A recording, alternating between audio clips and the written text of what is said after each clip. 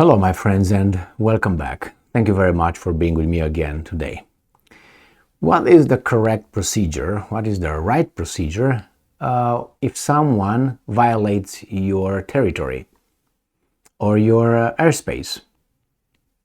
Well, I think in between countries, you warn the intruder and we urge the intruder to get the hell out, and if they don't, I think you shoot them down.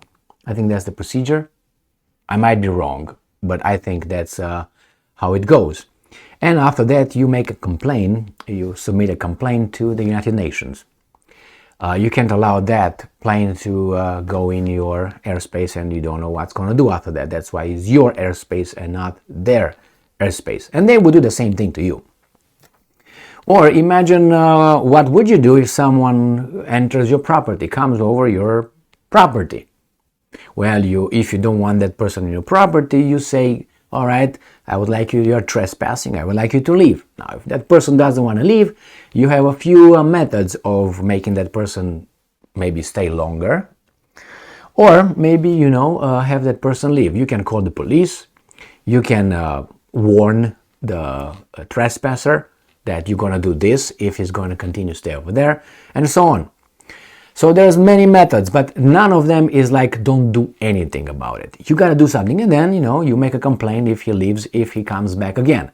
The first point is you don't shoot the guy, you don't, something like that. You just get out and first you warn the person is trespassing, make the person aware of that. And the person would say, my bad, I didn't know, sorry, or maybe I just want to talk to you or something. But that's a different story. So what happened here?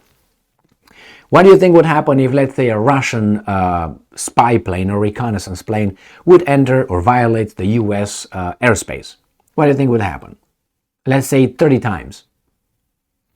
Would you wait? Do you think the United States would wait 30 times for Russians to violate the US airspace?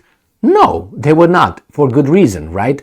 Right. So if that would apply to the United States, should apply to North Koreans as well, which they claim, the North Koreans claim that the US reconnaissance planes violated their airspace 30 times in the past month. Do you believe that? Well, it's not about believing, it's about what kind of position we would be willing to take if that were true.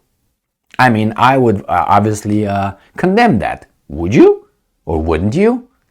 And if you will not condemn them, that means you were right in doing what you were doing. That means violating another foreign, sovereign, independent country's airspace. That means you are okay if someone else does it to you. Then why in the hell you have an airspace, your airspace? Doesn't make sense. Now, let's see. This article comes from Sputnik, and they obviously must be lying, right? And it's from today, July 13, 2023. U.S. reconnaissance planes violated North Korea's airspace over 30 times in July. Well, July, I said past 30 days, but July is just 13. So in not even half of a month. So, let's see what these guys are claiming. U.S. reconnaissance planes violated the airspace over North Korea's exclusive economic water zone more than 30 times from July 2 to July 10th, 8 days. Pyongyang's RAN news agency reported on Thursday. And I'm quoting, entering July, the U.S. reconnaissance assets are steadily committing provocative espionage acts, which can no longer be overlooked. Why did you overlook them in the first place? First one, first strike.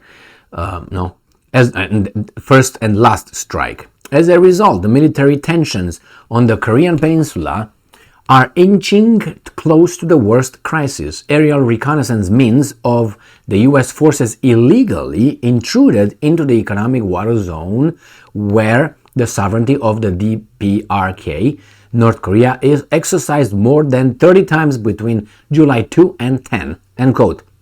The article read, in response, North Korea dispatched air jets and expelled U.S. reconnaissance planes, sending and I'm quoting, clear and strong warning to the U.S., it added. This is a clear manifestation, I'm quoting, that the DPRKs This is the clear manifestation of the DPRK's will to defend peace and its patience to prevent military conflict that may lead to the worst crisis on the Korean Peninsula, where nukes are standing face to face, and to control the present dangerous situation.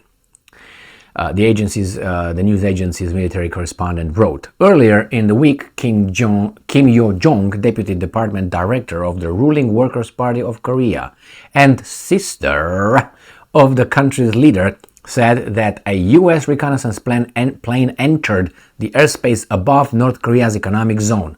A spokesman for the North Korean Ministry of National Defense added that U.S. reconnaissance aircraft violated the country's airspace several times from July 2 to July 9th. Well, this is what I would do. Why don't you, I don't know if that's really, you should do that. I think they did right what they did, but the offender returned again and again and again. So what do? Well, maybe you document that very well with obviously video recordings, with coordinates and all that, and then you submit an official complaint to the United Nations, and that will end nowhere. So I guess force and weaselness should be, met with force. And this is a violation of their airspace, according to them. Obviously, I don't know what the Americans are saying. Probably they will say, no, we were not.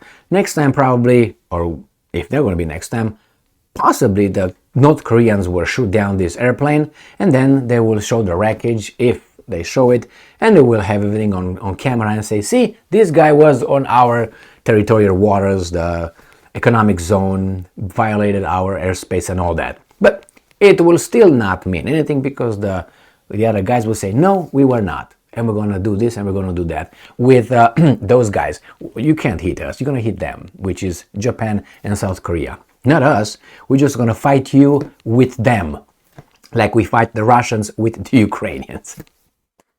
Good job, because we are very courageous. Or some people might say we're smart. Well, smart under a new set of values nowadays. That means weaselness is translated to smart when we do it. When they do it, we call it weaselness, as it is.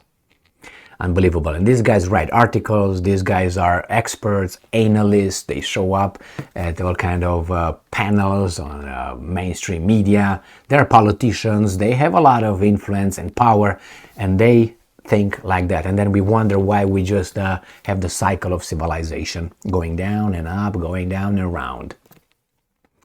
Because that's what happens, especially in a democracy where idiots could be voted without any qualification, but being, I don't know, weasels. I mean, imagine you got a bunch of weasels and you got two geniuses, and the weasels, obviously, they don't want the geniuses, because if they put the geniuses will show what they really are. So they vote for the weasel gets in charge, and they feel good. We're the best. You do whatever the majority rules, and the minority dumbs down the whole thing. So yes, I'm surprised that they didn't do anything yet, just scramble the planes, but probably, how long will you wait? And how far do you wait? I mean, if these guys are going to go deeper, are you going to just scramble and just try to push them away? Well, that's their situation, and they will deal with it according to whatever they think is good. Do they try to avoid something? Again, if everything they said is true, yes, they're trying to avoid something, but I think it has its own limits. Thank you very much for being with me again today. Stay strong, stay smart, look for the truth, and be just.